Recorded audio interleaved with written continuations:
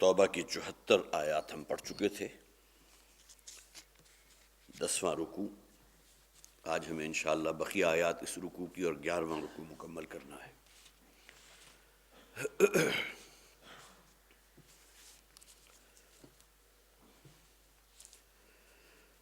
اعوذ باللہ من الشیطان الرجیم، بسم اللہ الرحمن الرحیم۔ وَمِنْهُمْ مَنْ عَاهَدَ اللَّهَ لَئِنْ آتَانَا مِنْ فَضْلِهِ لَنَصَّدَّقَنَّ وَلَنَكُونَنَّ مِنَ الصَّالِحِينَ فَلَمَّا آتَاهُمْ مِنْ فَضْلِهِ بَخِلُوا بِهِ وَتَوَلَّوْا وَهُمْ مُعْرِضُونَ فَأَعْقَبَهُمْ نِفَاقًا فِي قُلُوبِهِمْ إِلَى يَوْمِ يَلْقَوْنَهُ بِمَا أَخْلَفُوا اللَّهَ مَا وَعَدُوهُ وَبِمَا كَانُوا يَكْذِبُونَ أَلَمْ يَعْلَمُوا أَنَّ اللَّهَ يَعْلَمُ سِرَّهُمْ وَنَجْوَاهُمْ وَأَنَّ اللَّهَ عَلَّامُ الْغُيُوبِ الذين يلمزون المطوعين من المؤمنين في الصدقات والذين لا يجدون إلا جهدهم فيسخرون منهم سخر الله منهم ولهم عذاب أليم استغفر لهم أو لا تستغفر لهم إن تستغفر لهم 70 مرة فلن يغفر الله لهم ذلك بأنهم كفروا بالله ورسوله والله لا يهدي القوم الفاسقين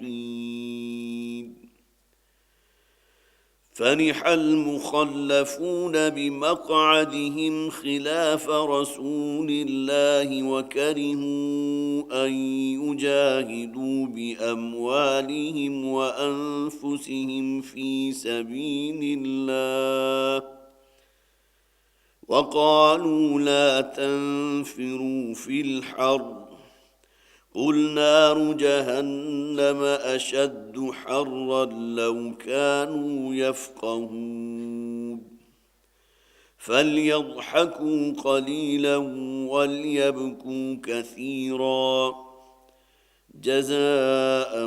بما كانوا يكسبون فإن رجعك الله إلى طائفة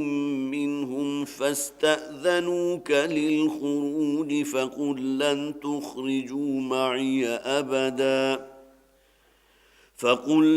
تخرجوا معي أبدا ولن تقاتلوا معي عدوا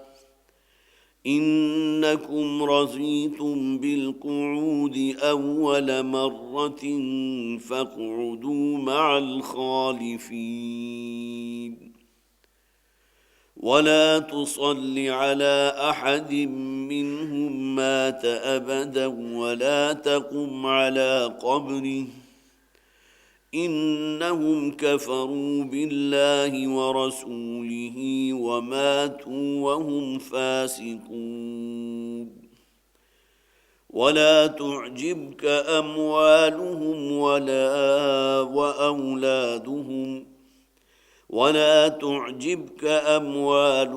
وأولادهم إنما يريد الله أن يعذبهم بها في الدنيا وتزهق أنفسهم وهم كافرون صدق الله العظيم رب اشرح لي صدري ويسر لي أمري واحلل عقدة من لساني يفقهوا قولي اللهم ألهمنا رشدنا وأعذنا من شرور أنفسنا آمين يا رب العالمين۔ سورہ توبہ کا 10واں رکوع، اس کی چند آیات اور 11واں رکوع اگرچہ مکمل نہیں ہو سکا، ابھی تلاوت اس کی آپ نے سنی ہے۔ سورہ مبارکہ پر ہمارا یہ درس اب کافی ہفتے ہو چکے، بلکہ مہینوں گزر چکے، جاری ہے۔ اپنے مضامین کے اعتبار سے یہ سورہ مبارکہ بہت اہم ہے،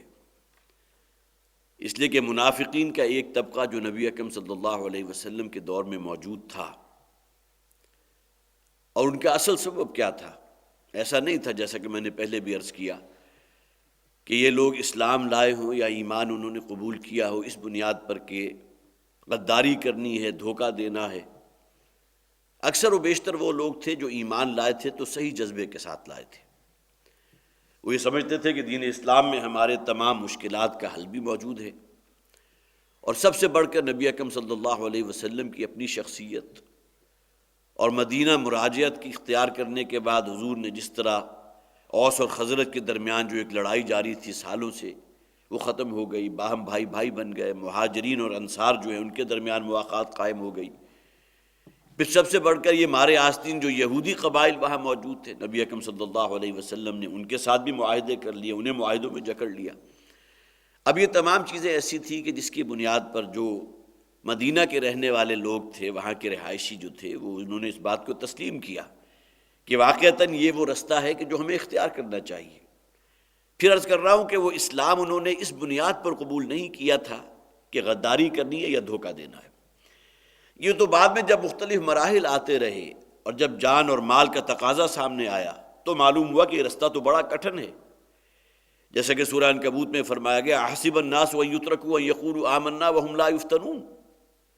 کیا لوگوں نے یہ گمان کیا ہے مجرد یہ کہہ دینے پر کہ ہم ایمان لے آئے، اپنے آپ کو مسلمانوں میں شامل کروا دینا شاید ان کے لیے کافی ہوگا۔ وَلَقَدْ فَتَنَّ الَّذِينَ مِن قَبْلِهِمْ فَلَيَعْلَمَنَّ اللَّهُ الَّذِينَ صَدَقُوا وَلَيَعْلَمَنَّ الْكَاذِبِينَ۔ ہم تو ہر مومن کو، ہر اس شخص کو جو اہل ایمان میں، اسے آزمائیں گے، پرکھیں گے، مختلف قسم کی جو ہے آزمائش ہیں ان کی بھٹیوں میں سے گزاریں گے، تاکہ معلوم ہو جائے کہ کون لوگ وہ ہیں کہ جو اپنے دعویٰ ایمان میں سچے ہیں، اور کون وہ ہیں کہ جو اس میں پختہ نہیں تھے، جذباتی طور پر ایمان تو لے آئے لیکن یہ کہ ان تقاضوں کو ادا کرنے کو تیار نہیں۔ تو اس حوالے سے یہ سورہ مبارکہ گویا کہ ہمارے لیے بھی ایک ریفلیکشن ہے۔ ہم یہ نہ سمجھیں کہ یہاں جو ذکر ہو رہا ہے صرف اسی زمانے کے منافقین کا ہو رہا ہے، بلکہ یہ کہ بہت سے جگہوں پر ہمیں معلوم ہوگا کہ ہماری اپنی جھلک ان آیات میں موجود ہے۔ ہمیں بھی جس طرح اس دنیا کے ساتھ محبت ہے، یہاں کی رعنائیاں ہماری زلف جو ہے اس کی زلف گراگیر کے ہم اسیر ہیں، اور دین کے تقاضوں کو ادا کرنے کے لیے جہاں کہیں کوئی امتحان آتا ہے، کوئی آزمائش آتی ہے، ہمارے لیے بڑا مشکل ہو جاتا ہے اس میں پورا اترنا۔ تو یہی وہ آزمائشیں تھیں جو ان منافقین کا جن کے ساتھ سابقہ پیش آیا، اور وہ تمام کے تمام جیسا کہ قرآن میں فرمایا گیا، انقلب علی وجہہ، اپنے چہرے کے بر اوندھے جو ہے وہ اس میں فیل ہو گئے اور ناکام ہو گئے۔ جو آیات ہم نے پچھلی مرتبہ پڑھی تھی اس میں منافقوں کا ذکر بھی تھا اور اہل ایمان کا ذکر بھی تھا، وہ صرف ان کا اعادہ کر لیجئے تاکہ یہ کہ مضمون آج جو ہمیں آیات پڑھنی ہے اس کے ساتھ اس کی ایک ربط قائم ہو جائے۔ المنافقون والمنافقات بعضهم من بعض، یہ منافق خواہ وہ مرد ہیں یا عورتیں، یہ ایک ہی تھیلی کے چٹے بٹے ہیں، ان کا مزاج ایک ہی سا ہے۔ یہ امتحان میں پورا اترنا ان کے بس کی بات نہیں ہے، ان کے گویا کہ جسے آپ کہیے کہ ان کے اندر ایمان اس درجے کا نہیں ہے کہ اسلام اور ایمان کے تقاضوں کو ادا کر سکیں۔ اور اگلے الفاظ کیا، یامرون بالمعروف وینہون عن المنکر، یہ لوگ وہ ہیں کہ جو منکر کا تو حکم دینے والے ہیں اور معروف اور نیکیوں کا اور جو خیرات اور صدقات ہیں ان سے روکنے والے ہیں۔ وعد اللہ المنافقین والمنافقات والکفار نار جہنم خالدین فیہا، ان منافق مردوں اور عورتوں سے تو اللہ کا وعدہ ہے کہ جہنم ہی ان کا ملجا و مأویٰ ہوگی، وَلَعَنَهُمُ اللَّهُ، اور ان پر اللہ کی لعنت ہوگی، وَلَهُمْ عَذَابٌ مُقِيمٌ، اور ان کے لیے وہ عذاب ہوگا جو دائمی ہے، اس میں کہیں کوئی گویا کہ رکھنا نہیں ہوگا بلکہ وہ ہمیشہ رہنے والا ہے۔ اس کے مقابلے میں وَالْمُؤْمِنُونَ وَالْمُؤْمِنَاتُ بَعْضُهُمْ أَوْلِيَاءُ بَعْضٍ، مومن مرد اور مومن عورتیں وہ ایک دوسرے کے ساتھی ہیں، غمخوار ہیں، ہمدرد ہیں، گویا کہ یک جان ہے۔ جیسا کہ میں نے وہ احادیث بتائی تھیں، آپ کے سامنے رکھی تھی کہ حضور نے فرمایا کہ مومن کی مثال تو ایک جسم کی مانند ہے کہ اگر اس جسم کے کسی ایک عضو کو بھی کوئی تکلیف ہوتی ہے تو پورا جسم بے چین ہو جاتا ہے۔ یہی معاملہ مومن ہے تو اجتماعیت کا ہے، اہل ایمان کا، کہ وہ گویا کہ جسے ہم کہیں گے کہ جسد واحدہ، ایک جسد واحدہ کی طرح ہے۔ اور ان کی تعریف کیا کی گئی؟ یأمرون بالمعروف وینہون عن المنکر، یہ وہ لوگ ہیں کہ جو نیکیوں کے اور خیرات اور صدقات کے علمبردار بن کر کھڑے ہونے والے ہیں، اس کا پرچارک کرنے والے ہیں، اس کا حکم دینے والے ہیں، اور منکرات کا، فحش اور بے حیائی کے کاموں کو روک دینے والے ہیں۔ وَيُقِيمُونَ الصَّلَاةَ وَيُؤْتُونَ الزَّكَاةَ وَيُطِيعُونَ اللَّهَ وَرَسُولَهُ أُولَٰئِكَ سَيَرْحَمُهُمُ اللَّهُ۔ وہاں فرمایا گیا تھا منافقین کے ذکر میں لعنہم اللہ، یہاں فرمایا گیا یہ وہ لوگ ہیں کہ جنہیں اللہ تعالیٰ کی رحمت اپنی آغوش میں ڈھانپ لے گی۔ ان اللہ عزیز الحکیم، یقین اللہ تعالیٰ عزیز اور حکیم ہے۔ نبی اکرم صلی اللہ علیہ وسلم کی ایک حدیث میں نے آپ کو پچھلی مرتبہ سنائی تھی کہ جس میں صاحب ابن کثیر، تفسیر ابن کثیر کے جو لکھنے والے ہیں، وہ اپنی تفسیر میں لے کر آئے ہیں کہ حضور نے فرمایا کہ اللہ تعالیٰ نے مجھے 4 تلواریں دے کر بھیجا۔ سب سے پہلی تلوار ہے مشرکین کے خلاف، یہ مشرکین مکہ تھے۔ قاتل المشرکین، جیسا کہ فرمایا گیا کہ ان مشرکوں کے ساتھ اے نبی صلی اللہ علیہ وسلم آپ کو بھی اور اے مسلمانوں تمہیں بھی قتال کرنا ہے۔ قتال کسے کہتے ہیں؟ ایک دوسرے کو قتل کرنے کے درپے ہونا۔ ایک تو جہاد ہے، منافقین کے لیے قتال کے الفاظ نہیں آئے، جہاد کے الفاظ آئے، جاہدہم بھی، جیسا کہ فرمایا گیا جاہد الکفار والمنافقین، لیکن کافروں اور مشرکوں کے لیے قتال کے الفاظ ہیں۔ دوسری تلوار اہل کتاب کے خلاف، قاتل الذین لا یؤمنون باللہ ولا بالیوم الآخر، اور آخر میں فرمایا گیا من الذین اوتوا الکتاب حتی یعطوا الجزیۃ عن ید وہم صاغرون۔ گویا کہ حضور کو دوسری تلوار جو دی گئی وہ اہل کتاب کے خلاف تھی، جن میں نصارہ بھی تھے اور یہود بھی تھے۔ تیسری تلوار حضور کو جو دی گئی وہ ہے باغیوں اور سرکشوں کے خلاف، فقاتلوا التی تبغی حتی تفیء الی امر اللہ۔ جو بھی سرکش ہیں، جو بھی بغاوت کے اوپر آمادہ ہیں، اے نبی صلی اللہ علیہ وسلم آپ کو ان کے خلاف قتال کرنا ہے، لڑائی کرنی ہے، جنگ کرنا ہے، یہاں تک کہ وہ اللہ کے حکم کے سامنے جھک جائیں۔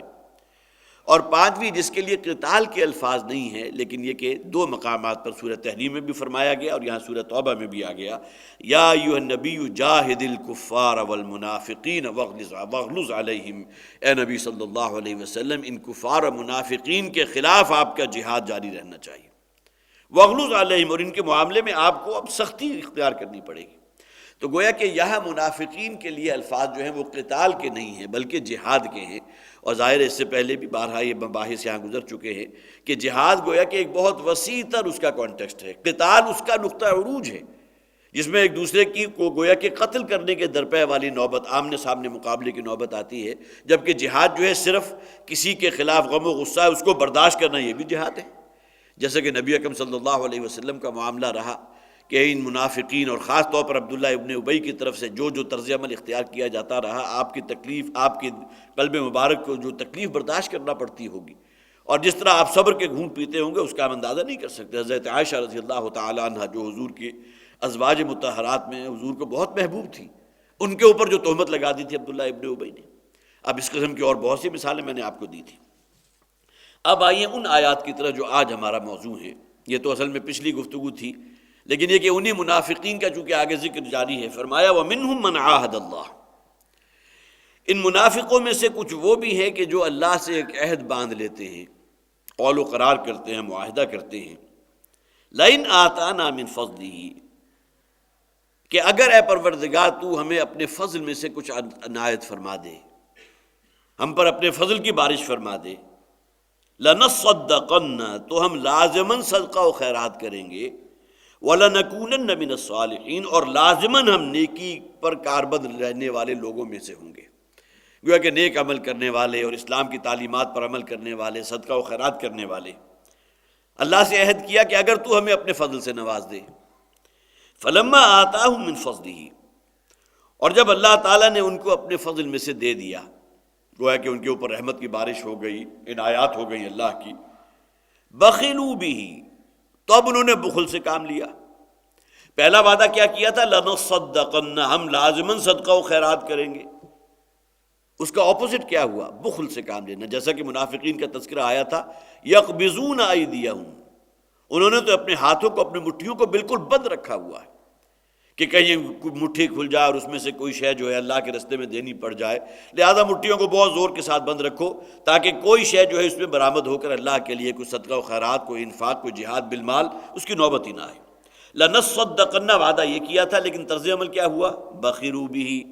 انہوں نے بخل سے کام لیا۔ وَتَوَلَّوْا وَهُمْ مُعْرِضُونَ، اور کہا تھا انہوں نے کہ ہم نیکوکار لوگ بن جائیں گے، انہوں نے اعراض کیا، وہم معرضون، اور اس بات کو ٹال گئے، گویا کہ اپنا رخ پھیر لیا۔ کجا یہ کہ جب وہ کسی مشکل میں تھے، تکلیف میں تھے، مصیبت میں تھے، تو اللہ سے بڑا وعدہ کیا تھا کہ اے پروردگار ہمیں اس مشکل سے نکال دے، ہم پر اپنے فضل کی بارش فرما دے، تو ہم تیرے راستے میں بڑا صدقہ و خیرات بھی کریں گے اور انتہائی نیکوکار لوگوں میں سے ہو جائیں گے۔ جب اللہ کے فضل نے انہیں ڈھانپ لیا، لہٰذا ان کا طرز عمل کیا آیا، بخلوا بہ وتولوا ہم معرضون، انہوں نے بخل سے کام لیا اور وہ پھر گئے، منہ موڑ لیا اور اعراض کیا۔ فَأَعْقَبَهُمْ نِفَاقًا فِي قُلُوبِهِمْ، تو اللہ تعالیٰ نے ان کے دلوں میں بطور سزا نفاق کو پیوست کر دیا، نفاق پیدا کر دیا، إِلَىٰ يَوْمِ يَلْقَوْنَهُ، اور یہ نفاق اب رہے گا ان کے دلوں میں اس دن تک جس دن وہ اللہ سے ملاقات کریں گے، ظاہر قیامت تک کے لیے۔ اگرچہ کہا جا سکتا ہے کہ انسان کا جو اس دنیا میں جو مہلت عمر ہے اس کا تعلق تو انسان کی اس دنیا میں آنکھ بند ہو جانے تک ہے، لیکن عالم برزخ جس کیفیت میں گزرے گا، یہاں تعبیر کیا گیا قیامت تک ان کے دلوں سے اب یہ نفاق نکل نہیں سکے گا۔ بما اخلف اللہ ما وعدوا، بسبب اس خلاف کے، وہ خلاف وعدہ جو انہوں نے کیا تھا، جو خلاف ورزی کی اللہ سے کیے ہوئے وعدے کی، وبما كانوا يكذبون، اور بسبب اس جھوٹ کے جو انہوں نے بولا تھا۔ کہا تو یہ تھا ہم صدقہ و خیرات کریں گے، اس کی بجائے بخل سے کام لیا، اور کہا یہ تھا کہ ہم نیکوکار لوگ بن جائیں گے، لیکن یہ کہ ان کے طرز زندگی کے اندر سر منہ کوئی فرق واقع نہیں ہوا۔ اب یہاں دیکھیں یہ ایک گویا کہ نقشہ کشی کی گئی ہے ان لوگوں کی، وَمِنْهُمْ، ہم کون ہیں؟ یہ منافقین کا ذکر ہو رہا ہے سورہ مبارکہ میں۔ ان منافقین میں کچھ ایسے ہیں کہ جو اس کسوٹی پر پورے اترتے ہیں۔ اب یہاں ذرا ہمیں اپنے آپ کو بھی رکھ کر دیکھنا چاہیے کہ کتنے ہی مواقع ہماری زندگی میں آتے ہیں، بڑی تکلیف میں ہے، مصیبت ہے، پریشانی ہے، کوئی اور اس قسم کا معاملہ، انسان کی کوئی بیماری کا معاملہ آ گیا، کسی ابتلا اور آزمائش میں مبتلا ہو گیا، اور اس موقع پر بہت ہی آؤزاری بھی ہے، بہت ہی اللہ کے حضور گڑ گڑانا بھی ہے، بڑے طویل سجدے بھی کیے جا رہے ہیں اور اللہ سے بڑے وعدہ کیے جا رہے ہیں، لیکن جب اللہ تعالیٰ اس مصیبت کو، اس مشکل کو ٹال دیتا ہے تو ہم میں سے اکثر کا طرز عمل کیا ہوتا ہے؟ ٹھیک ہے، آٹے میں نمک کے برابر ایسے لوگ ہوں گے کہ جو اس وقت کے کیے ہوئے وعدے کو بھی نبھائیں اور آئندہ کی زندگی میں ان کے اندر جو ہے ایک بہت بڑا ایک انقلاب جو ہے وہ دیکھنے والے کو نظر آئے، لیکن اکثر و بیشتر معاملہ وہی ہوتا ہے جو تصویر اور نقشہ کشی یہاں کی گئی۔ اب آئیے اس کی ایک دوسری ڈائمنشن ہے، اس لیے کہ تمام تفاسیر نے تقریباً ایک واقعہ جو ہے وہ نقل کیا ہے کہ جو گویا کہ بین السطور ان آیات کے اندر موجود ہے۔ ثعلبہ ابن حاطب انصاری، یہ مدینہ کے رہنے والے ایک مسلمان تھے، لیکن یہ کہ بہرحال واقعے سے اس بات کی کنفرمیشن ہو گئی کہ ان کا تعلق منافقین میں سے تھا، بہت ہی مفلس تھے اور کوئی کھانے پینے کو نہیں تھا، فاقے بھی پڑتے تھے، ایک دو بکریاں تھیں۔ حضور کے پاس یہ گئے ہیں اور جا کر کہا کہ اللہ کے رسول میرے لیے خاص طور پر دعا کیجئے کہ اللہ تعالیٰ میرے ان بکریوں کے اندر جو ہے وہ افزائش پیدا فرما دے، ان کے اندر بڑھوتری ہو اور میرے حالات بھی پلٹ جائیں۔ آپ اللہ کے حضور دعا کریں گے تو یقیناً اللہ تعالیٰ آپ کی دعا قبول فرما لے گا۔ نبی اکرم صلی اللہ علیہ وسلم نے اس کے لیے دعا کر دی، ثعلبہ ابن حاطب انصاری۔ نتیجہ یہ نکلا کہ چند ہی سالوں کے اندر ان کی بھیڑ بکریوں کے اندر اتنی افزائش ہوئی ہے کہ ان کا ریوڑ اتنا بڑھ گیا کہ مدینہ کے اندر رہنا ان کے لیے ممکن نہیں رہا، لہذا مدینہ کی جسے اب سبربز کہتے ہیں اس کے مضافات میں منتقل ہو گئے۔ اور اس کے بعد پھر یہ ہوا کہ جب اچھی خاصی تعداد ان کی مویشیوں کی ہو گئی، ظاہر ہے کہ آپ کی اپنی نگاہوں کے سامنے بھی بہت سی ایسی مثالیں موجود ہیں کہ جو آج سے 5 7 10 برس پہلے تک جو ہے ان کے جو حالات تھے، آج اگر آپ کریں تو آپ جو ہے اس سے سوچ بھی نہیں سکتے کہ ایک شخص کہاں تھا، کہاں پہنچ گیا دنیاوی مال و اسباب کے حوالے سے۔ تو یہی معاملہ گویا کہ اللہ کے ہاتھ میں ہے، اس کا ایک اذن ہے اور اس میں برکت ہو جاتی ہے،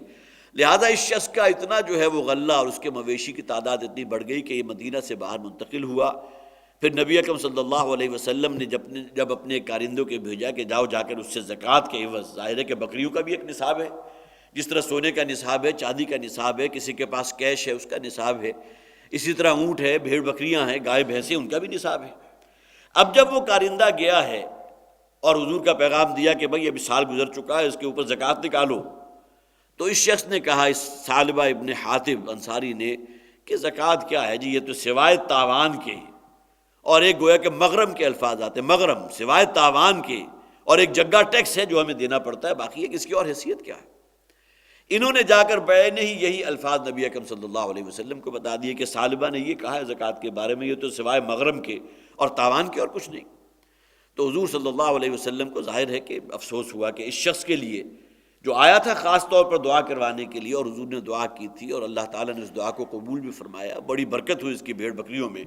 اور اب اس کی یہ کیفیت ہے کہ ایک شخص گیا ہے زکوٰۃ کے عنوان سے تو اسے کہتا ہے یہ تو تاوان کے اور سوائے یہ کہ ایک مغرم کے اور کچھ نہیں ہے۔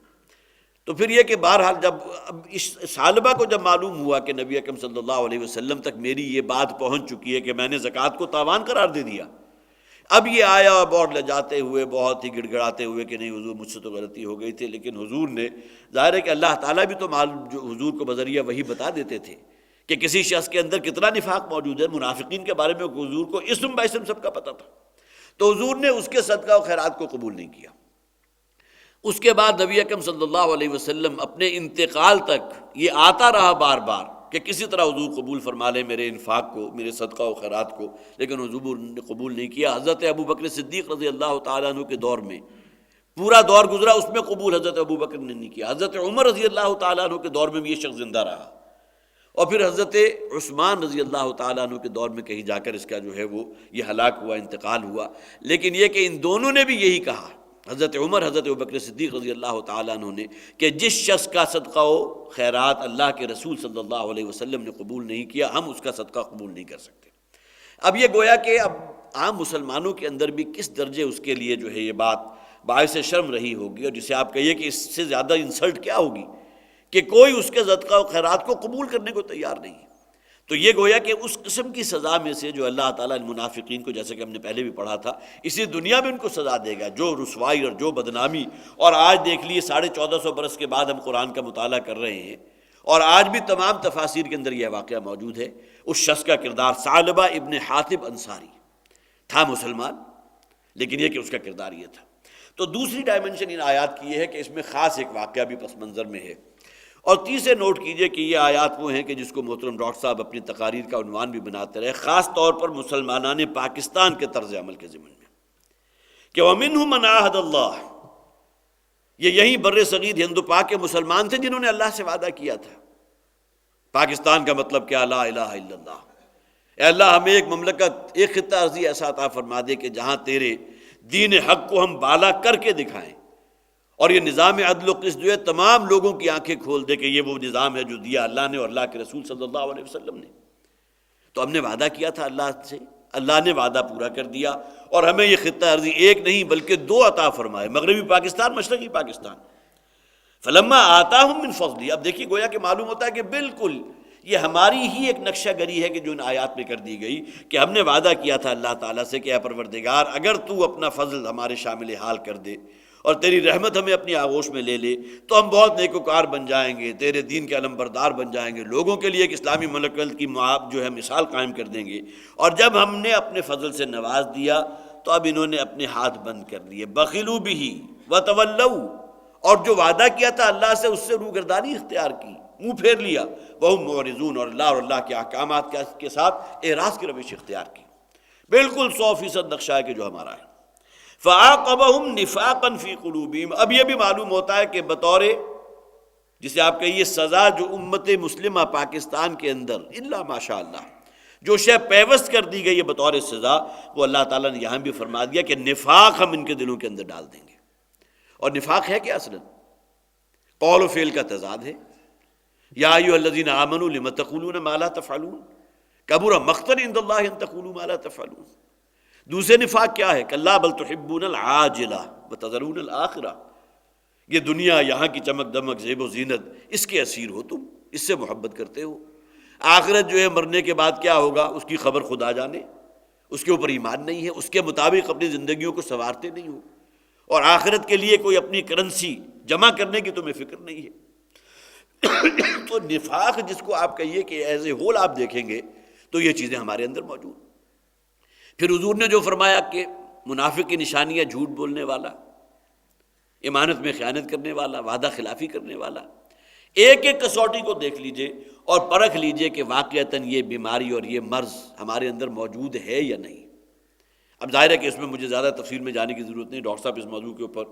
اکثر بیان کرتے ہیں، آپ حضرات کی بھی سماعت سے یقیناً گزرا ہوگا، لیکن معلوم ہوتا ہے کہ ان 3 آیات کے اندر اللہ تعالیٰ نے مسلمانان پاکستان کا بھی ایک نقشہ کھینچ دیا کہ تم نے بھی ہم سے وعدہ کیا تھا اور ہم نے وہ وعدہ پورا کیا، تمہیں خطہ ارضی عطا فرما دیا، تو جو وعدہ تم نے کیا تھا تم نے اس کے خلاف کیا، نتیجتاً اللہ تعالیٰ نے بطور سزا تمہارے دلوں کے اندر نفاق پیدا فرما دیا۔ فَعَاقَبَهُمْ نِفَاقًا فِي قُلُوبِهِمْ إِلَى يَوْمِ يَلْقَوْنَهُ، اب قیامت تک کے لیے ان کے اندر یہ نفاق جو ہے موجود رہے گا، بِمَا أَخْلَفُوا اللَّهَ مَا وَعَدُوهُ، بسبب اس وعدہ خلافی کے جو اللہ کے ساتھ انہوں نے کی۔ پھر یہاں نوٹ کر لیجئے کہ ہمارا ذکر ہو رہا ہے وَبِمَا كَانُوا يَكْذِبُونَ، اور بسبب اس جھوٹ کے جو یہ بولتے رہے۔ ظاہر ہے کہ وہ شے بالآخر تو جھوٹ ثابت ہوئی، بجائے یہ کہ اسلام کی طرف، دین اسلام اور نظام شریعت کی طرف ہم کوئی قدم آگے بڑھاتے، ہمارا رخ تو بالکل پلٹ گیا، ہم نے تو ریورس گیئر لگا لیا۔ بما كانوا يكذبون، بسبب اس جھوٹ کا جو تم نے بولا۔ الم يعلموا انه من يحاد الم يعلموا ان الله يعلم سرهم ونجواهم، کیا یہ جانتے نہیں کہ اللہ کے علم میں ہے ان کی ہر وہ شے جو پوشیدہ ہے اور وہ چیزیں جو اللہ اعلان کر رہے ہیں، کہہ رہے ہیں۔ ظاہر ہے کہ اللہ تعالیٰ کو اگر تم نے واقعتاً وہ رب مانا ہے جو علی کل شیء قدیر ہے، بکل شیء علیم ہے، فعال لما یرید ہے، تو اس کے اندر تو کہیں کوئی لمیٹیشن نہیں ہے۔ تمہارے تمام اعمال علی الاعلان ہوں، خواہ وہ تم کہیں کسی کی نگاہ میں نہ آ رہے ہو، لیکن یہ کہ تم نے کوئی اگر عمل کیا ہے تو اللہ کی نگاہ میں تو ہے۔ تو کیا تمہیں اس بات کا یقین نہیں؟ الم یعلموا، کیا یہ جانتے نہیں اس بات کو، ان اللہ یعلم سرهم ونجواهم، کہ اللہ تعالیٰ ان کی ہر بھید کی شے کو، جو راز ہے اسے بھی خوب جانتا ہے، اور پھر وہ کہ جو ان کا علی الاعلان بات ہو رہی ہے، جو نجوا ہے، وان اللہ علام الغیوب، اور اللہ تعالیٰ ہر غیب کا علم رکھنے والا ہے۔ الذین یلمزون المتطوعین من المؤمنین، اب یہاں وہی منافقوں کا ایک اور نقشہ کھینچا گیا، طعنہ زنی کرنے والے، استہزاء اور تمسخر کا شکار لوگ، کہ گویا کہ جن کا وتیرہ یہ بن چکا ہے کہ دوسروں کے اوپر تنقید کر رہے ہیں، طعنے دے رہے ہیں، تمسخر ہے، استہزاء ہے۔ اب وہاں اس موقع پر، غزوہ تبوک کے موقع پر ان کا طرز عمل کیا سامنے آیا؟ پھر میں عرض کر رہا ہوں کہ یہ ایک وصف ہے کہ جو گویا کہ منافقین کے کردار کے اوپر چسپاں ہو رہا ہے۔ اس موقع کے اوپر جو ان کا طرز عمل سامنے آیا وہ ان آیات کے اندر موجود ہے، اور اگر ہم اس کتاب ہدایت کو قیامت تک کے لیے ہدایت نامہ مانگتے ہیں تو ہماری اپنی گویا کہ ریفلیکشن یہاں موجود ہے کہ اس اعتبار سے اپنا جائزہ لو۔ اگر یہ اوصاف ہمارے اندر موجود ہیں تو معلوم ہوا کہ ہمارا شمار بھی کسی نہ کسی درجے میں انہی لوگوں کے ساتھ ہو رہا ہے جن کا ذکر یہاں کیا جا رہا ہے، جو منافقین کے طبقے سے متعلق ہیں۔ الذین یلمزون المتطوعین من المؤمنین فی الصدقات، وہ لوگ جو طعنہ زنی کرتے ہیں ان مومن لوگوں پر کہ جو اپنی پوری آمادگی کے ساتھ اللہ کے رستے میں صدقہ و خیرات کر رہے ہیں۔ اب یہاں نوٹ کیجئے، خاص طور پر نبی اکرم صلی اللہ علیہ وسلم نے اس غزوے کے موقع پر کہا تھا، نفیر عام، کہ ہر شخص کو نکلنا، اور جو شخص جو دے سکتا ہے دے۔ شدید قحط تھا، شدید گرمی، اس کا ذکر اگلی آیات میں آ جائے گا، قل نار جہنم اشد حرا۔ تو اس عالم میں گویا کہ ہر شخص جو انفاق کر سکتا ہے کرے۔ وہ مثالیں بھی آئیں، حضرت عمر، حضرت عثمان رضی اللہ تعالیٰ عنہ بہت مرفع الحال لوگوں میں سے تھے، بہت صاحب ثروت تھے۔ 300 اونٹ انہوں نے دیے ہیں کہ جن کے اوپر پورا جو ہے وہ غلہ لدا ہوا تھا، اور یہ اس دور کا بہت بڑا انفاق تھا۔ اور پھر اسی طرح اور حضرت ابوبکر صدیق رضی اللہ تعالیٰ عنہ کا ذکر آپ نے سنا کہ گھر میں جھاڑو دے کر جو کچھ بھی تھا، جو غلہ تھا، جو اجناس تھا، جو جنس تھی، جو نقدی تھی، ہر شے لا کر حضور کے قدموں میں ڈھیر کر دی۔ حضرت عمر رضی اللہ تعالیٰ عنہ، یہ روایات آپ تک پہنچی بھی ہوں گی، آپ نے پڑھی بھی ہوں گی، 7ویں 8ویں میں جب ہم ہوتے تھے تو سیرت کی کتابوں کے اندر ان کا تذکرہ آج بھی ذہنوں کے اندر پوری طرح کندہ ہے۔ حضرت عمر رضی اللہ تعالیٰ عنہ گھر کا جو شے بھی تھی، جو نقدی تھی، جو جنس تھا، جو گندم، جو آٹا، جو بھی تھا، ہر شے کو نصف 2 حصوں میں تقسیم کیا، ایک حصہ اپنے اور اپنے گھر والوں کے لیے رکھ دیا، اور دوسرا حصہ لا کر حضور کے قدموں میں ڈال دیا، اس لیے کہ یہ پکار تھی اللہ کے رسول کی صلی اللہ علیہ وسلم کہ جو شخص جتنا دے سکتا ہے دے۔ اسی طرح ذکر آتا ہے حضرت عاصم بن عدی رضی اللہ تعالیٰ عنہ، انہوں نے، یہ بھی ایک عام، جسے آپ کہیے کہ عام جو طبقہ ہوتا ہے مسلمانوں کا، کوئی بہت زیادہ صاحب ثروت نہیں ہے، مڈل بلکہ لوور مڈل کلاس، اس سے تعلق تھا۔ ان کو اس وقت اس سے زیادہ استطاعت نہیں کہ 100 بوریاں کھجور کی، ان کی حال ہی میں کھجور کی فصل جو ہے وہ اتری تھی، اور اس کے بعد ان کے گھر میں جو کچھ بھی موجود تھا لا کر 100 بوریاں اس غزوے کے لیے انہوں نے پیش کر دیا۔ اور ایسا نہیں ہوا کہ جو منافقین کا ہوتا تھا کہ بھئی ہم سے یہ لے لو لیکن ہمیں چھوڑ دو، بلکہ یہ تمام لوگ ساتھ چلنے کو بھی تیار، گویا کہ جاہدوا باموالہم وانفسہم فی سبیل اللہ، اپنا مال، روپیہ، پیسہ اور غلہ و اجناس تو دیا ہی دیا، لیکن یہ کہ اس میں یہ نہیں کہ ان چیزوں کو شیلٹر بنا کر خود اپنی جو ہے وہ جان بچانے کی کوشش کر رہا ہو انسان، کہ کسی طرح میں چھوٹ جاؤں، جو طرز عمل منافقین کا رہا۔ تو اس موقع پر بھی منافقین نے بڑی تانے دیے ہیں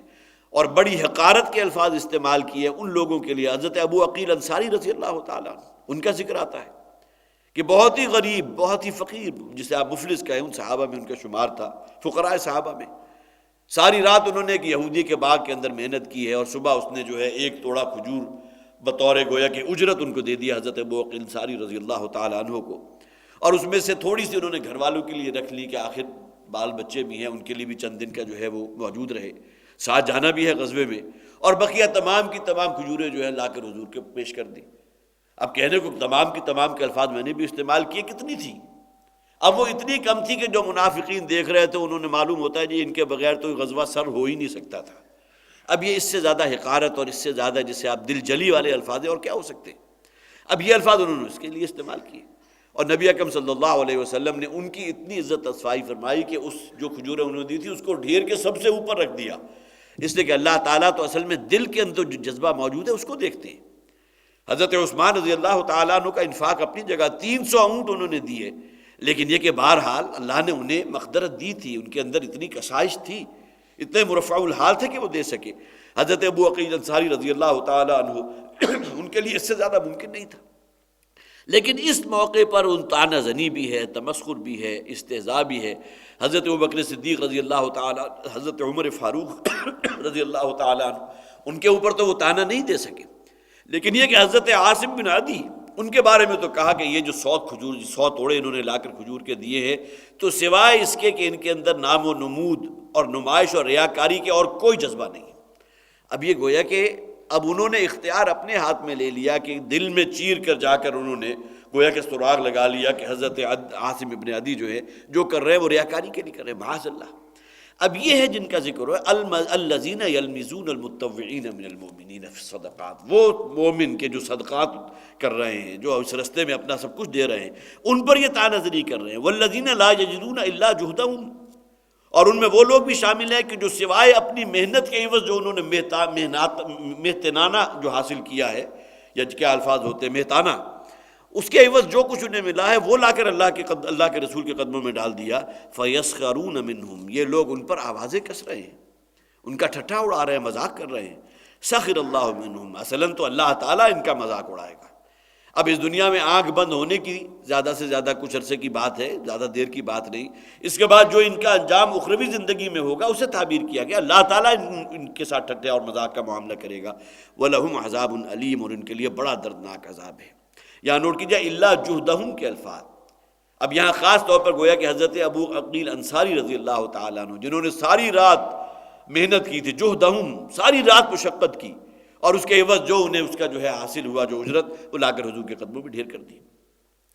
استغفر لہم او لا تستغفر لہم، اب یہ بہت سخت ترین الفاظ ہیں منافقین کے لیے۔ اے نبی صلی اللہ علیہ وسلم، آپ ان کے لیے استغفار کیجئے یا استغفار نہ کیجئے۔ استغفر لہم او لا تستغفر لہم،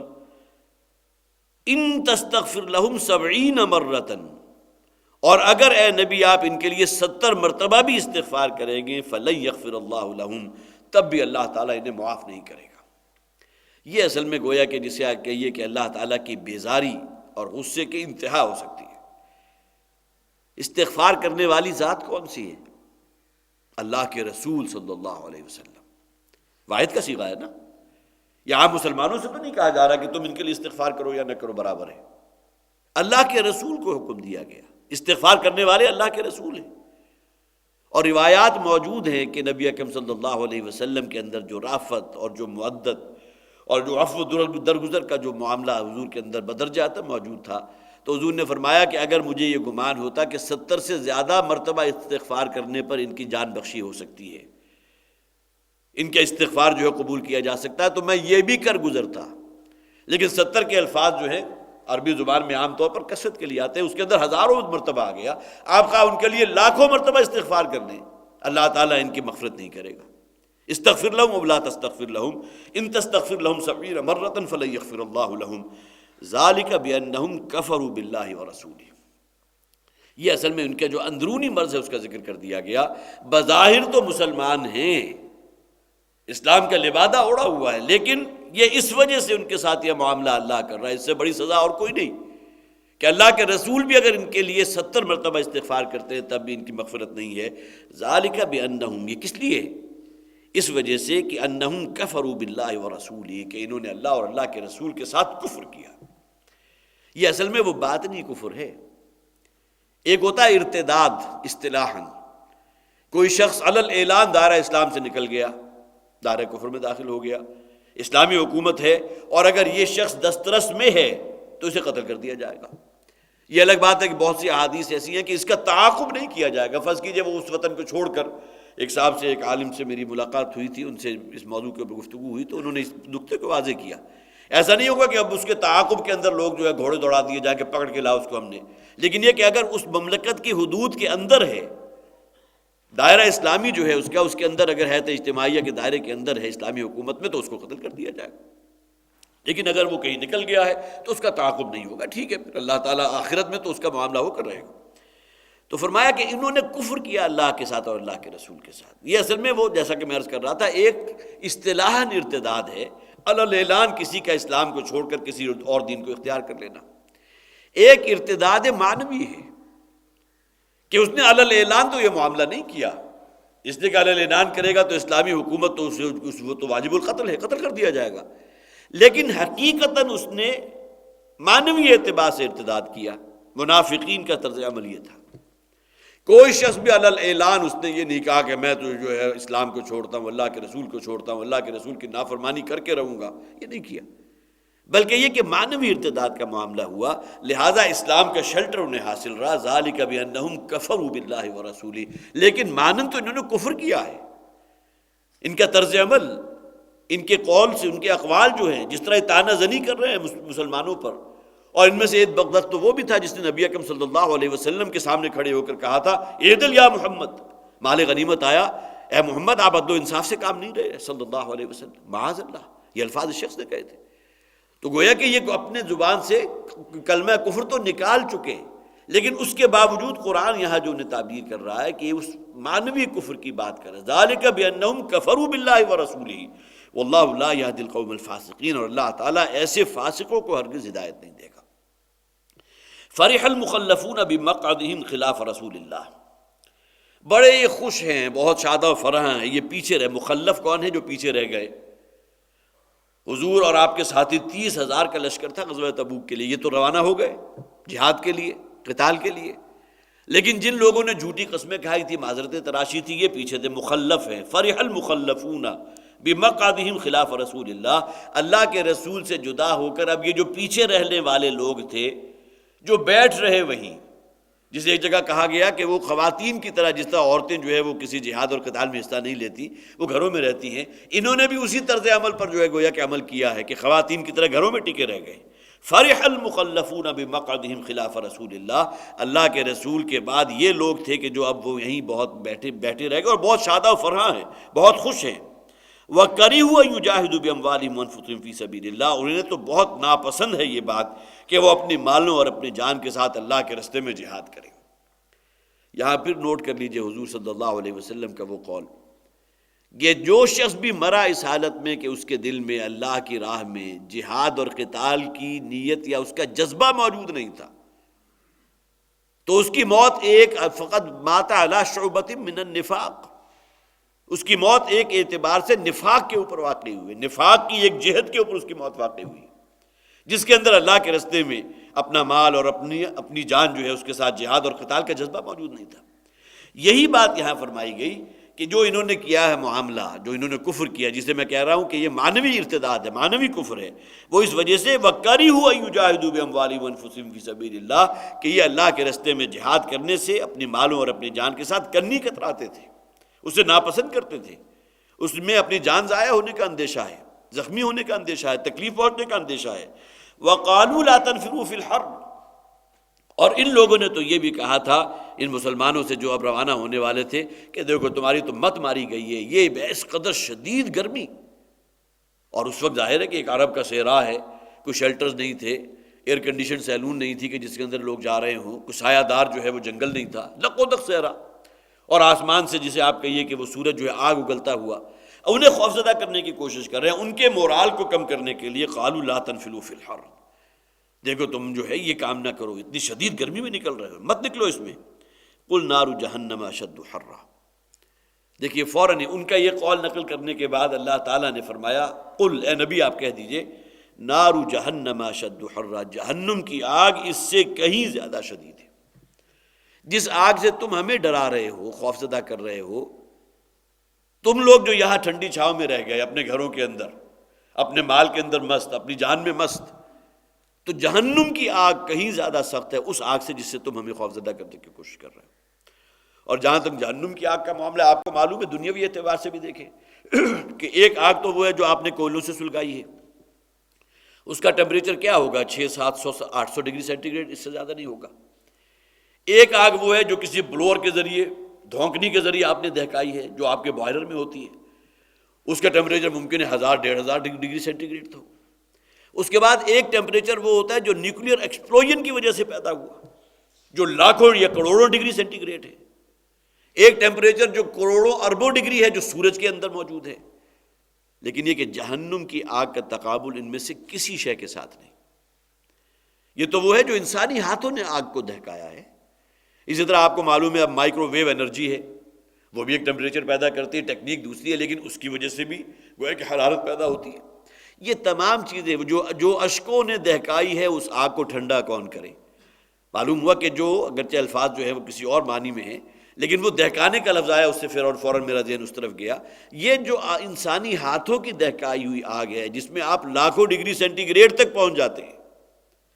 جہنم کی آگ کے بارے میں احادیث میں نے 2-3 نوٹ کی تھی، خاص طور پر نوٹ کیجئے۔ ایک حدیث میں حضور نے فرمایا کہ جہنم کی آگ اس دنیا کی آگ سے 70 گنا زیادہ ہے۔ پھر نوٹ کیجئے 70 کا لفظ ہم نے آج ہی کی، استغفر لہم او لا تستغفر لہم ان تستغفر لہم 70 مرتن، 70 کے الفاظ آتے ہیں کثرت کے لیے۔ معلوم ہوا کہ اس حدیث کے اندر بھی جو حضور نے فرمایا کہ 70 گنا، تو یہاں 70 کی تعداد جو ہے وہ نسبت و تناسب جو ہے کہیں کسی درجے میں مطلوب نہیں ہے، بلکہ اس سے مراد جو ہے سینکڑوں، ہزاروں، لاکھوں گنا، 70 مرتبہ، اس سے بھی زیادہ۔ جس طرح کہ وہی 70 کے الفاظ ہیں جو آئے ہیں بہت ہی پیارے انداز میں اللہ کے رستے میں صدقہ و خیرات کرنے والوں کے لیے، کہ اس کی مثال ایسی ہے جیسا کہ کسی نے ایک بیج زمین میں ڈال دیا، اس بیج سے جو ہے وہ گویا کہ 7 بالیاں نکلی، اور ہر بالی کے اندر 10-10 دانے موجود ہیں، ایک سے 700 گنا آپ نے حاصل کر لیا۔ وہاں بھی گویا کہ 70 سے ایک اور صفر آگے ایڈ کر لیں گے تو 700 بن جائے گا۔ تو گویا کہ تمام چیزیں مراد ہیں اس کی کثرت کی طرف۔ تو حضور نے فرمایا کہ جہنم کی آگ تمہاری زمین کی آگ سے 70 گنا مراد کئی گنا زیادہ، ہزاروں لاکھوں گنا زیادہ تیز ہے۔ اسی طرح ایک اور حدیث میں فرمایا گیا کہ اللہ تعالیٰ نے جہنم کی آگ کو 100 برس تک دہکایا۔ اب 100 کا لفظ جو ہے وہ ہماری یہ 100 برس نہیں ہے، کتنا عرصہ وہ دہکی۔ اور پھر یہ کہ اللہ تعالیٰ نے دہکایا، اللہ نے کسی فرشتے کے ذریعے کام کیا ہے جو کیا، یہ تمام الفاظ اپنی جگہ ہیں، تمام عالم غیب کی باتیں ہیں، لیکن چونکہ احادیث ہمارے پاس مستند جو ذرائع ہیں اس کے ذریعے موجود ہیں، تو حضور نے فرمایا کہ جہنم کو آگ کو 70 برس دہکایا، 100 برس دہکایا گیا، یہاں تک کہ اس کا رنگ سرخ ہو گیا۔ پھر 100 برس مزید دہکایا گیا، یہاں تک کہ اس کا رنگ سفید ہو گیا، سفید آگ۔ جس طرح آپ نے سنا ہوگا نیلی آگ ہوتی ہے، سرخ آگ ہوتی ہے، سرخ آندھی، اس کے اندر شدت ہوتی ہے، سرخ آگ، سفید آگ۔ اور پھر مزید 100 برس اس کو مزید دہکایا گیا، یہاں تک کہ وہ سیاہ رنگ کی آگ بن گئی۔ اب جہنم کی آگ کے لیے یہ الفاظ جو استعمال ہوئے ہیں احادیث کے اندر بھی اور قرآن حکیم کے اندر بھی جو ذکر کیا گیا، قل نار جہنم اشد حرا، اس دنیاوی آگ کے اوپر جہنم کی آگ کو قیاس نہ کرو، وہ اس سے کہیں زیادہ شدید ہے، لاکھوں کروڑوں گنا زیادہ شدید ہے۔ لو کانوا یفقہون، کاش کہ انہیں اس بات کا تفقہ حاصل ہو جائے۔ ظاہر ہے کہ ایمان بالآخرت اگر صرف ایک جسے آپ کہیے کہ ایک کچھ ڈیٹا ہے کہ جو ہمارے ذہن کے اندر ایک ٹوٹلی محفوظ ہے تو وہ الگ بات ہے، لیکن اگر انسان کا یقین ہے آخرت پر، جو اللہ نے جنت کے بارے میں وعدے کیے ہیں، جو پچھلی مرتبہ میں نے حدیث آپ کو سنائی تھی، صحابہ کرام نے حضور سے سوال کیا تھا کہ حضور ہمیں ذرا جنت کے احوال کے بارے میں بتائیں۔ کچھ باتیں تو قرآن کے ذریعے پتہ چل گئی کہ وہاں دودھ کی نہریں بھی ہیں، شہد کی نہریں بھی ہیں، پھر وہاں بڑے پرندے بھی ہیں، تمہارے لیے ہر شے فراہم کر دی جائے گی۔ تو ایک حدیث میں جو موجود ہے، بخاری میں موجود ہے، جس میں حضور نے فرمایا کہ جنت کی اینٹیں سونے اور چاندی کی ہوں گی، جنت کا گارا مشک کا ہوگا، جنت کی جو کنکریاں ہیں، جو عام طور پر آپ کو زمین کے اوپر چلے جائیں تو کنکریاں، روڑے پتھر نظر آتے ہیں، وہ یاقوت اور زمرد کے ہوں گے۔ اسی طرح حضور نے فرمایا کہ جنت کی جو مٹی ہے وہ زعفران کی ہوگی۔ اب یہ الفاظ بھی اصل میں ہمارے ذہن کے نزدیک کر کے بات کیے گئے تاکہ یہ کہ جنت کی نعمتوں کے بارے میں تمہیں پتہ چلے۔ اور اسی طرح جہنم کی جو ہولناکیاں ہیں ان کا ذکر بھی قرآن میں بہت سے مقامات پر موجود ہے، لیکن یہاں میں اکتفا کر رہا ہوں حضور کی نار جہنم اشد حرا کی تفصیل میں کہ یہ دو احادیث جو میں نے آپ کو سنائی۔ فَلْيَضْحَكُوا قَلِيلًا وَلْيَبْكُوا كَثِيرًا، پہلی آیت کے آخر میں فرمایا گیا تھا لَوْ كَانُوا يَفْقَهُونَ، کاش کہ انہیں اس بات کا علم حاصل ہو کہ ان کا ٹھکانہ اب جہنم ہوگی۔ اگر یہ علم حاصل ہو جائے تو اس کا نتیجہ کیا نکلے گا؟ تو پھر ان کا معاملہ یہ ہوگا کہ ان کے لیے ہنسنے کی کوئی بات نہیں ہوگی بلکہ رونے کا مقام ہوگا،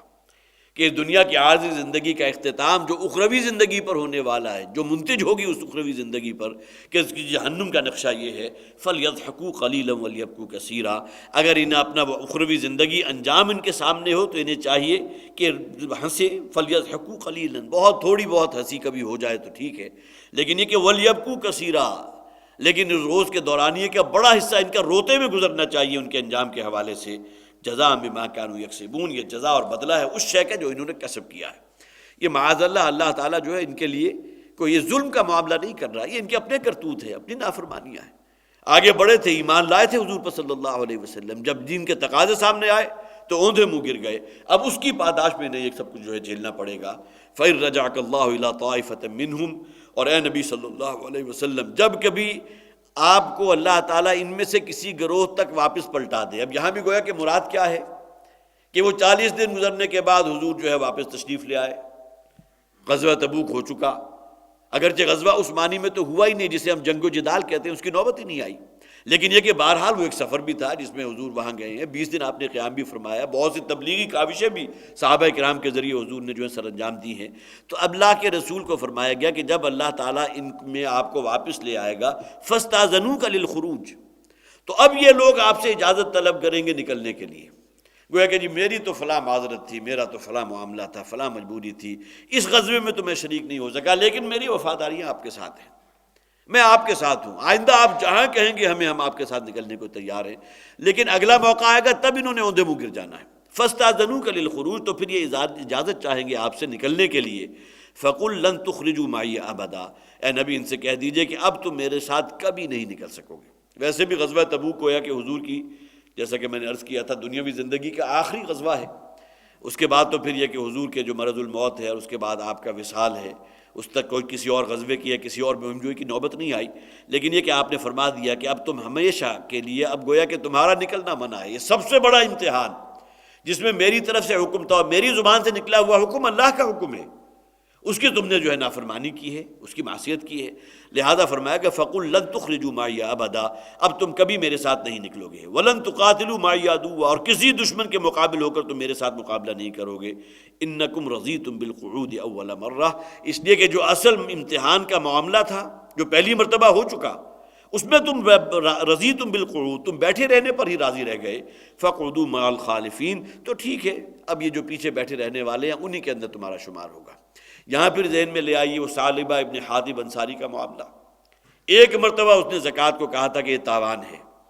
اور اس کے بعد حضور نے اپنی زندگی کی حد تک، اور پھر حضرت عمر فاروق، حضرت ابوبکر، حضرت عمر فاروق، اس پورے ادوار کے اندر ان کا کوئی صدقہ اور خیرات قبول نہیں کی۔ یہی معاملہ ان منافقین کا ہے کہ اب گویا کہ ان کے ساتھ ان کا معاملہ یہ ہوگا کہ اب یہ کہیں قریب نہیں پھٹکیں گے، نہ کسی مقابلے میں ساتھ ہوں گے، اس لیے کہ وہ اس امتحان میں ناکام رہے تھے کہ جو اصل امتحان ان کا تھا غزوہ تبوک کا۔ وَلَا تُصَلِّ عَلَىٰ أَحَدٍ مِّنْهُمْ مَاتَ أَبَدًا، اب دیکھیے یہاں بھی گویا کہ جسے میں نے عرض کیا تھا کہ بیزاری کی انتہا کیا تھی کہ ان منافقین کے لیے آپ 70 مرتبہ بھی استغفار کریں گے تو قبول نہیں ہوگی۔ اب اس کی بالکل تان جو آخر میں آ کر ٹوٹ گئی، اس لیے کہ نبی اکرم صلی اللہ علیہ وسلم، جیسا کہ میں نے عرض کیا تھا کہ آپ کے اندر جو عفو اور درگزر کا معاملہ تھا، منافقین کے معاملے میں آپ نے کچھ سختی اور ان کے ساتھ کوئی جو ہے بہت زیادہ مشقت والا معاملہ کبھی نہیں کیا، بلکہ نرمی کا معاملہ کیا، اور ہر موقع پر آپ نے جو ہے حضرت عمر فاروق رضی اللہ تعالیٰ عنہ کو روکنے کی کوشش کی ہے جب ان کے اندر وہ جذبہ دینی جو ہے وہ حمیت جاگتی تھی، اور آپ تلوار ہاتھ میں لے کر کھڑے ہو جاتے تھے کہ حضور مجھے اجازت دیجیے اس منافق کا جو ہے وہ سر میں اس کے جسم سے جدا کر دوں۔ تو آپ نے ہر موقع پر اس معاملے میں نرمی اختیار کی، لیکن اب یہاں جب اللہ کی طرف سے حکم آ گیا وَلَا تُصَلِّ عَلَىٰ أَحَدٍ مِّنْهُمْ مَاتَ أَبَدًا، اے نبی صلی اللہ علیہ وسلم اب ان میں سے اگر کوئی شخص مر گیا تو آپ اب کبھی ان کی نماز جنازہ ادا نہیں کریں گے، وَلَا تَقُمْ عَلَىٰ قَبْرِهِ، اور نہ ہی ان کی قبر پر کھڑے ہو کر ان کے لیے کوئی استغفار کریں گے۔ انہم کفروا باللہ ورسولہ وماتوا وہم فاسقون، اس لیے کہ یہ وہ لوگ ہیں جنہوں نے اللہ اور اللہ کے رسول کے ساتھ کفر کیا ہے۔ یہ کفر معنوی ہے تو مسلمان۔ عبداللہ ابن ابی مرا ہے تو اس کی بھی نماز جنازہ پڑھی گئی ہے، بلکہ وہ تفصیلی بخاری کی روایت میں ابھی آپ کو سناؤں گا جس کے راوی حضرت عمر ہے رضی اللہ تعالیٰ عنہ۔ یہ تمام آپ نے کام کیا، لیکن یہ کہ قرآن کا جو فتویٰ ہے وہ تو بالکل بے لاگ ہے۔ انہم کفروا باللہ ورسولہ وماتوا وہم فاسقون، اور یہ مرے ہیں، ان کی جان نکلی اسی حالت میں کہ یہ اللہ کے نافرمان تھے اور انہوں نے کفر کیا تھا اللہ اور اللہ کے رسول کے ساتھ۔ حضرت عمر رضی اللہ تعالیٰ عنہ وہ فرماتے ہیں، اور یہ بخاری کی روایت انہی سے مروی ہے، کہ جب عبداللہ ابن ابی، یہ رئیس المنافقین تھا، اس کا جب انتقال ہو گیا، ہلاک ہو گیا وہ شخص، تو اس کا بیٹا تھا حضرت عبداللہ رضی اللہ تعالیٰ عنہ۔ ان کا نام اگرچہ حباب آتا ہے روایات میں، لیکن نبی اکرم صلی اللہ علیہ وسلم نے حباب کا نام کو تبدیل کر دیا تھا، اس لیے کہ 2-3 روایات میں نے پڑھی جس میں آپ نے اس نام کو تبدیل کر کے، اسی طرح ایک شخص تھا کہ جس کا نام پرویز تھا، حضور نے اس کو بھی تبدیل کر دیا، اس کی جگہ کوئی اور نام رکھ دیا، اس لیے کہ پرویز کا نام جو ہے اچھا سمجھا بھی نہیں جاتا، اور وہ گویا کہ علامت ہے کسی ایک ایسے مذہب کی کہ جو کا اسلام کے ساتھ ہمیشہ ٹکراؤ رہا۔ یہی معاملہ حباب کا تھا، ان کا پھر حضرت عبداللہ نام نبی اکرم صلی اللہ علیہ وسلم نے رکھا۔ تو یہ حضور کے پاس آئے اور آ کر کہا کہ والد کا انتقال ہو چکا ہے، اگر آپ اپنا کرتا عنایت فرما دیں تو میں کفن کی جگہ جو ہے ان کی تدفین جو ہے آپ کے کرتے میں کر دوں۔ نبی اکرم صلی اللہ علیہ وسلم نے اپنا کرتا عنایت فرما دیا۔ حضرت عمر رضی اللہ تعالیٰ عنہ کھڑے ہو گئے، لیکن حضور نے انہیں ٹھنڈا کیا۔ ظاہر ہے جیسا کہ میں نے عرض کیا کہ ان کی طبیعت کے اندر ایک جلالی انداز تھا، وہ ہر موقع پر کھڑے ہو جاتے تھے۔ یہی نہیں بلکہ حضرت عبداللہ نے، جو عبداللہ ابن ابی کے بیٹے، انہوں نے حضور سے کہا کہ حضور اگر آپ تشریف لے چلے، نماز جنازہ آپ پڑھا دیں۔ حضور ان کے ساتھ چل دیے۔ اب جب حضور نماز جنازہ پڑھانے کے لیے کھڑے ہوئے تو حضرت عمر جو ہے نکل کے صف میں سامنے آ گئے، اور اس موقع پر بھی وہی حمیت دینی ہے، اصل میں جوش جو ہے وہ جوش ایمانی والی بات ہے۔ اس موقع پر حضرت عمر نے حضور سے کہا کہ حضور آپ اس شخص کی نماز جنازہ ادا کر رہے ہیں جس نے فلاں موقع پر یہ کیا تھا، فلاں موقع پر یہ کیا تھا، فلاں موقع پر اتنا بڑا جھوٹ بولا کہ غزوہ بنی مستلق سے واپسی پر اس نے کہا کہ میں نے یہ نہیں کہا، اور اس کے بعد اللہ نے وحی کے ذریعے حضور کو بتایا کہ نہیں، اس شخص نے کہا تھا کہ ہم مدینہ کے عزت دار لوگ جو ہیں ان مہاجرین کو، ان ذلیل لوگوں کو یہاں سے نکال باہر کریں گے۔ یہ تمام چیزیں حضرت عمر فاروق رضی اللہ تعالیٰ عنہ نے کوٹ کی اس موقع پر، لیکن حضور نے اعراض کیا، اور انہیں جو ہے جس سے میں نے ابھی عرض کیا کہ ان کے اس غصے کو ٹھنڈا کرنے کی کوشش کی، اور حضور نے نماز جنازہ ادا کر دی۔ اس کے بعد یہ آیات واقع ہوئی ہیں، وَلَا تُصَلِّ عَلَىٰ أَحَدٍ مِّنْهُمْ مَاتَ أَبَدًا۔ اب یہاں اصل میں بہت پیارا نکتہ ہے، ایک تفسیر میں پڑھ رہا تھا کہ آپ نے نماز جنازہ جو پڑھائی تو اس کی 3 وجوہات تھی۔ سب سے پہلی وجہ تو ظاہر ہے وہ سب سے اولا ہے، سب سے افضل ہے کہ آپ کی طبیعت کے اندر ایک حلم تھا، بردباری تھی، کسی کے ساتھ کوئی انتقام، جسے آپ کہیے انتقامی جذبات، کبھی معاذ اللہ ثم معاذ اللہ کسی صحابی کے بارے میں ہم نہیں سوچ سکتے، کجا حضور کے بارے میں ہم یہ گمان کریں۔ تو حلم ہے، عفو درگزر ہے، معاف کر دینا ہے۔ سب سے پہلی بات تو یہ کہ جو کچھ اس نے کیا اس کا اجر اسے مل جائے گا اس دنیا میں۔ تو بہرحال ان کے بیٹے حضرت عبداللہ آئے ہیں تو گویا کہ اس نے کہا ہے تو حضور نے ان کی نماز جنازہ ادا کر دی۔ دوسرا ایک معاملہ اور بھی تھا کہ جنگ بدر کے موقع پر جو قیدی تھے ان میں حضرت عباس تھے جو حضور کے سگے چچا تھے۔ یہ قیدیوں میں یہ بھی شامل تھے، 70 کی تعداد آتی ہے ان قیدیوں کی۔ حضرت عباس بہت قد و قامت والے تھے، اور یہی معاملہ عبداللہ ابن ابی کا بھی تھا کہ وہ بھی بہت قد و قامت تھا۔ جو کپڑے حضرت عباس کی جسم کے اوپر تھے وہ پھٹ گئے تھے بہت ہی، جسے آپ کہیے کہ اس قابل نہیں تھے کہ انہیں استعمال کیا جا سکے۔ تو حضور نے اس موقع پر دیکھا کہ کسی کے گھر سے، تو عبداللہ ابن ابی اپنے گھر گیا اور اپنا نیا جوڑا لا کر جو ہے حضور کو دیا، کہ گویا کہ حضرت عباس کے لیے اس موقع پر اس نے اپنا جوڑا دیا تھا، اپنا کرتا دیا تھا۔ تو گویا کہ حضور نے اپنا کرتا جو عطا فرمایا، تو ایک اعتبار سے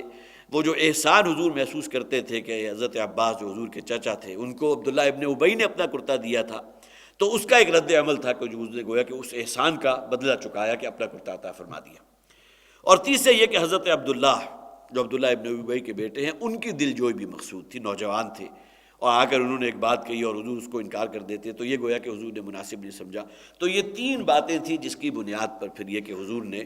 عبداللہ ابن ابی کی نماز جنازہ پڑھی۔ اس کے بعد یہ آیات نازل ہوئی کہ اب آئندہ آپ کسی منافق کی نماز جنازہ ادا نہیں کریں گے۔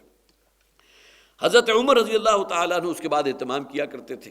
حضرت حذیفہ، ان کا ذکر میں پہلے بھی کر چکا، صاحب سر النبی، کہ وہ جن کے پاس اللہ کے رسول صلی اللہ علیہ وسلم کا ایک راز تھا۔ منافقین کے تمام کے نام حضور نے حضرت حذیفہ کو بتا دیے تھے۔ تو حضرت عمر یہ ایک بات جو ہے آبزرو کرتے تھے کہ جس شخص کی نماز جنازہ میں حضرت حذیفہ شریک نہیں ہوتے تھے تو حضرت عمر بھی اہتمام فرماتے تھے اس کی نماز جنازہ میں وہ بھی شریک نہیں ہوتے تھے، اس لیے کہ انہیں معلوم تھا کہ اب یہ چونکہ یہ آیات نازل ہو چکی ہیں تو جس کو بھی پتہ ہے منافقین کے بارے میں کہ یہ شخص منافق ہے، دیکھیں حضور نے اپنی پوری زندگی میں کسی کو منافق کہہ کے خطاب نہیں کیا، کسی کو منافق لیبل نہیں کیا، عبداللہ ابن ابی تک کو منافق لیبل نہیں کیا، اس کے نماز جنازہ تک پڑھائی۔ اور صحابہ کرام کا بھی یہ معاملہ جیسا کہ میں نے عرض کیا کہ اس میں بھی اگرچہ کسی کے اوپر لکھا ہوا نہیں تھا کہ منافق ہے، لیکن حضور نے جب تک آپ کا وصال نہیں ہوا تھا اس وقت تک ایک بات کا اہتمام فرماتے تھے کہ اگر کسی کا مدینہ میں انتقال ہو گیا اور حضور کو معلوم ہے منافق ہے تو حضور کہتے تھے کہ تصلی علی اخیکم، اپنے بھائی کے لیے نماز جنازہ تم خود ادا کر دو۔ یہاں اصل میں ایک شیلٹر مل جاتا تھا، اس لیے کہ حضور پوچھا کرتے تھے کہ اس شخص کے اوپر کوئی رقم قرض تو نہیں ہے، اور اگر پتہ چلتا تھا کہ قرض ہے تو پھر حضور نماز جنازہ ادا نہیں کرتے تھے کہ پہلے اس کے جو والی ہیں جو وارث ہیں وہ اس قرض کی رقم کو ادا کریں پھر میں نماز جنازہ ادا کروں گا۔ تو لہٰذا یہ ایک شیلٹر مل جایا کرتا تھا کہ حضور جس کی نماز جنازہ ادا نہیں کرتے تھے تو یا تو ایک امکان یہ تھا کہ یہ مقروض تھا اور حضور کے علم میں تھا کہ اس کے ذمہ قرض ہے، یا دوسری بات جو حضور کو معلوم تھی کہ یہ منافقین میں سے تھا۔ تو آپ کا جب تک گویا کہ وصال نہیں ہوا تھا اس وقت تک آپ یہ اہتمام فرماتے تھے کہ منافق کی نماز جنازہ خود ادا نہیں کرتے تھے بلکہ صلی علی اخیکم، اپنے اس مسلمان بھائی کی نماز جنازہ تم ادا کر دو۔ اس میں دو پروٹیکشن رہتی تھی کہ شاید یہ قرض دار ہے اس وجہ سے، یا دوسری بات یہ کہ منافق ہے۔ پھر حضرت عمر کا جیسا کہ میں نے آپ کو طرز عمل بتا دیا، اب یہاں بھی خاص طور پر نوٹ کیجئے، حضرت عمر ہی سے یہ روایت چونکہ مروی ہے، تین باتیں اور ہیں۔ حضرت عمر کا معاملہ خاص طور پر بقیہ صحابہ سے اس اعتبار سے بڑا نمایاں ہے کہ بہت سی ایسی چیزیں شریعت کا جز بن گئیں جس کے بارے میں حضرت عمر رضی اللہ تعالیٰ عنہ کی رائے پہلے آ چکی تھی۔ اس میں سب سے ٹاپ پر واقعہ غزوہ بدر کا کہ قیدیوں کے بارے میں جب 70 قیدی، 70 کی بڑی تعداد تھی، وہ جب ہاتھ آئے تو ان کے ساتھ کیا سلوک کیا جائے، حضرت عمر رضی اللہ تعالیٰ عنہ نے کہا تھا کہ ان میں سے ایک ایک کا سر قلم کر دیں، اس لیے کہ اللہ کے رسول کی جان لینے کے لیے آئے تھے، مقابلہ کرنے کے لیے۔ عزائم تو یہ تھے، اللہ کے دشمن ہے، اللہ کے رسول کے دشمن ہے، اللہ کے دین کے دشمن ہے، ان کی سزا اس سے کم نہیں ہونی چاہیے، بلکہ اس سے بھی آگے بڑھ کر جو شخص مسلمانوں میں سے قریب ترین رشتہ دار ہے اس شخص کا جو اب قیدی بن کر آ گیا، وہ قریب ترین رشتہ دار قتل کرے اپنے اس شخص کو کہ جو اس کا قرابت دار ہے۔ حضرت عمر رضی اللہ تعالیٰ عنہ کی رائے یہ تھی، اور بعد میں معلوم ہو گیا، ہم نے پڑھ لیا تھا کہ بعد میں اللہ تعالیٰ کا منشا بھی آیا اور مسلمانوں نے جو فیصلہ کیا تھا، حضرت ابوبکر صدیق رضی اللہ تعالیٰ عنہ کا مشورہ تھا، خود اپنی حضور کی طبیعت کے اندر عفو درگزر تھی کہ آپ نے پھر گویا کہ فدیہ لے کر جو ہے ان قیدیوں کو رہا کرنے کا فیصلہ یہ ہو گیا، لیکن اللہ تعالیٰ نے اس کے اوپر جو ہے کہ وہ آیت خاصی سخت آیت تھی کہ جس میں عتاب نازل فرمایا اس فیصلے کے اوپر۔ گویا کہ اللہ کا منشا اور اللہ کی وحی کا منشا بعین ہی وہی تھا جو حضرت عمر فاروق رضی اللہ تعالیٰ عنہ کی رائے تھی۔ دوسرے، جب مسلمان خواتین نکلتی تھی اپنے گھروں سے تو منافقین جو ہیں اس میں گویا کہ رستے میں کھڑے ہوئے ہیں، کوئی فقرہ اچھال دیا، جس طرح عام طور پر اوباش لوگ ہوتے ہیں ان میں وہ طبقہ بھی موجود تھا۔ تو حضرت عمر پہلے رائے دے چکے تھے، ابھی حجاب کے احکامات نازل نہیں ہوئے تھے، اور حضرت عمر رضی اللہ تعالیٰ عنہ نے حضور کی خدمت میں حاضر ہو کر کہا تھا کہ حضور ہماری خواتین کے لیے تو کوئی پورا پردے کا بندوبست ہونا چاہیے جس میں یہ اپنے گھر سے نکلیں تو کوئی بڑی چادر ہو جن سے ان کا چہرہ ڈھکا ہوا ہو، اور اس کے فوراً بعد اللہ نے گویا کہ وحی نازل فرما دی کہ جب بھی نکلو تو تمہیں جلباب جو ہے، ایک بڑی چادر جو تمہارے چہرے کو بھی ڈھانکے ہوئے ہے، اس کا اہتمام کیے بغیر کسی مسلمان خاتون کو گھر سے نہیں نکلنا چاہیے۔ یہ الگ بات ہے کہ ہمارے آج کل کے جو دانشور ہیں وہ کہتے ہیں وہ احکامات صرف اسی زمانے سے متعلق تھے، آج تو ہماری نظریں بڑی پاک ہیں جی، آج تو میڈیا بڑا پاک ہے، کسی شخص کے اندر کیسے کوئی شیطانی خیال پیدا ہو سکتا ہے، لہذا کوئی ضرورت نہیں ہے چہرے کے پردے کی۔ یہ میں گویا کہ اس اعتبار سے بات کر رہا ہوں جو ان کی بات کی دلیل میں پیش کر رہا ہوں، ورنہ کہ اس دور میں تو یہ واقعہ پیش آیا تھا۔ اسی طرح تیسرا معاملہ یہ تھا منافقین کے معاملے میں حضرت عمر رضی اللہ تعالیٰ عنہ جو سختی تھی، بالآخر بالکل اسی کے مطابق جو اللہ کا حکم اور اللہ کی وحی بھی نازل ہو گئی، اور آخری احکامات وَلَا تُصَلِّ عَلَىٰ أَحَدٍ مِّنْهُمْ مَاتَ أَبَدًا وَلَا تَقُمْ عَلَىٰ قَبْرِهِ إِنَّهُمْ كَفَرُوا بِاللَّهِ وَرَسُولِهِ وَمَاتُوا وَهُمْ فَاسِقُونَ۔ تو حضرات یہ وہ کردار ہے جو بہت ہی عریاں ہو کر، بہت ہی نمایاں ہو کر ان آیات میں ہمارے سامنے آ رہا ہے۔ پھر اول و آخر اسی بات کا ذکر کر رہا ہوں کہ یہ جو کردار یہاں اس خاص پس منظر میں تو ٹھیک ہے، ان 3 آیات کے پس منظر میں بھی ایک خاص واقعہ آ گیا، فلاں اور بات انہوں نے کی تو اس پس منظر میں آ گئی، لیکن ایز اے ہول ایک جسے آپ شخصیت کہتے ہیں، جو ایک پرسنالٹی ہے، جو پرائرٹیز ہیں، جو ان کے اندر طعنہ زنی کا یہاں ذکر کیا گیا، جو عیب جوئی کا ذکر کیا گیا، تمسخر کا ذکر کیا گیا، یہ تمام چیزیں وہ ہیں جو ہمارے لیے بھی مشعل راہ ہیں، اور ہمیں یہ دیکھنا چاہیے کہ ہماری زندگیوں کے اندر کہیں یہ جھلک اگر نظر آ رہی ہے تو ہمارا شمار بھی کسی نہ کسی اعتبار سے انہی لوگوں کے ساتھ جو ہے، اگرچہ ریشو پروپورشن ہے لیکن یہ کہ کسی نہ کسی اعتبار سے ریفلیکشن وہاں نظر آ رہی ہے۔ اللہ تعالی ہمیں ان تمام باتوں سے محفوظ رکھے۔ بارک اللہ لی ولکم فی القرآن العظیم ونفعنی وایاکم بالآیات والذکر الحکیم۔ ایک بات نوٹ کر لیجئے گا کہ اگلا اتوار اگرچہ ہر مہینے کا جو پہلا اتوار محترم ڈاکٹر صاحب کے لیے مخصوص ہے وہ ہوگا، لیکن ڈاکٹر صاحب کا پہلے سے کوئی پروگرام ایک اسلام آباد کا شاید پہلے سے بنا ہوا ہے، لہٰذا اگلے اتوار کو وہ نہیں ہوں گے، لیکن انشاءاللہ ہمارا درس ہوگا، نوٹ فرما لیں، اور اس سے اگلا اتوار جو اگرچہ ماہ مارچ کا دوسرا اتوار ہوگا وہ پھر انشاءاللہ ڈاکٹر صاحب کا یہاں سیشن کوسچن آنسر کا۔ اللہم صلی علی محمد النبی الامی وعلی آلہ واصحابہ وسلم تسلیما کثیرا کثیرا۔ ربنا آتنا فی الدنیا حسنة وفی الآخرة حسنة وقنا عذاب النار۔ ربنا ظلمنا انفسنا وان لم تغفر لنا وترحمنا لنكونن من الخاسرین۔ اللهم طهر قلوبنا من النفاق، اللهم طهر قلوبنا من النفاق، اللهم طهر قلوبنا من النفاق وأعمالنا من الرياء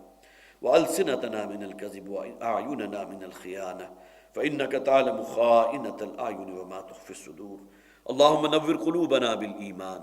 اللهم نور قلوبنا بالإيمان واشرح صدورنا للإسلام۔ اللهم زين أعمالنا باتباع نبيك محمد وصل عليه وسلم، وصلى الله تعالى على خير خلقه محمد وعلى آله وأصحابه أجمعين برحمتك يا أرحم الراحمين۔ ذرا ایک منٹ تشریف رکھیے گا، دو پرچیاں مجھے ملی۔